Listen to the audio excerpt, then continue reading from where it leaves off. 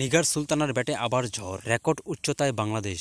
বিশ্বকাপ বাছাইয়ে প্রথম ম্যাচে গড়া রেকর্ড নতুন করে লিখল বাংলাদেশ। মাঠে নামার আগে ক্যারিয়ারের সেরা র্যাঙ্কিংয়ের সুখবর পান নিগার সুলতানা। পরে 22 গজে আবার নিজেকে মেলে ধরলেন তিনি, খেললেন ঝড়ো ইনিংস। অধিনায়কের ব্যাটে রেকর্ড উচ্চতায় পৌঁছে গেল বাংলাদেশ। তো তিনি কি রেকর্ড গড়লেন চলুন দেখে নিই। তার আগে বন্ধু, আপনার কাছে একটি ছোট্ট রিকোয়েস্ট, ভিডিওটিতে একটি লাইক আর চ্যানেলটিকে সাবস্ক্রাইব করে রাখুন। আইসিসি ওমেন্স বিশ্বকাপ বাছাই পর্বে শুরু থেকেই উড়ন্ত ফর্মে নিগার। বিধ্বংসী সেঞ্চুরি করে যাত্রা শুরু করার পর তিনি দ্বিতীয় ম্যাচে খেলেন 50 ছোঁয়া ইনিংস। ধারাবাহিকতা অব্যাহত রেখে স্কটল্যান্ডের বিপক্ষে মঙ্গলবার এই অভিজ্ঞ ব্যাটার করলেন 59 বলে অপরাজিত 83 রান। লাহোরের গাদ্দাফি স্টেডিয়ামে নিগারের সঙ্গে দুই অভিজ্ঞ ব্যাটার ফারজানা হক ও শারমিন আক্তারও 50 করলেন 50 ওভারে বাংলাদেশের প্রায় 276 রানের পুঁজি। ওয়ানডেতে এটি তাদের সর্বোচ্চ দলীয় সংগ্রহ। থাইল্যান্ডের বিপক্ষে টুর্নামেন্টে নিজেদের প্রথম ম্যাচ নিগারের ঝড়ো শতক ও ফারজানা শারমিনের 50-তে 271 রান করেছিলেন বাংলাদেশ।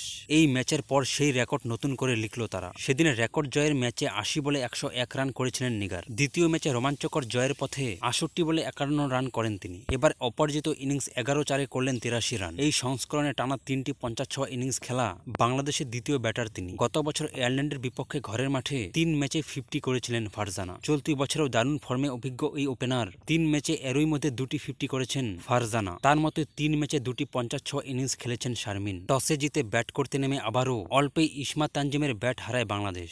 দ্বিতীয় উইকেটে 103 রানের জুটি গড়েন ফারজানা ও শারমিন। প্রথম ম্যাচে দুজন মিলে করেছিলেন 104 রান। সব মিলে এটি তাদের চতুর্থ 100 রানের জুটি। বাংলাদেশের আর কোনো জুটি দুটির বেশি 100 রান নেই। এছাড়া বাংলাদেশের প্রথম জুটি হিসাবে ওয়ানডেতে 1000 রানের রেকর্ডও গড়লেন ফারজানা ও শারমিন। 67 বলে 50 ছুঁয়ে বেশিক্ষণ টিকতে পারেননি ফারজানা। কেরিয়ারে 15তম 50-তে 6-4-এ 84 বলে 57 রান করে আউট হন তিনি। শারমিনের ব্যাট থেকেও আসে 57 রান। 59 বলে 60টি 4 মারেন তিনি। পরে শোভহানা মোস্তারি, ঋতু মনিরা দ্রুতই ফিরলেন দলের দায়িত্ব নেওয়া নিগার। মাত্র 39 বলে করেন কেরিয়ারের দশম 50। ষষ্ঠ উইকেটে ফাহিমা খাতুনের সঙ্গে 44 বলে গড়ে তোলেন 61 রানের জুটি, যেখানে ফাহিমার অবদান 22 বলে 26 রান।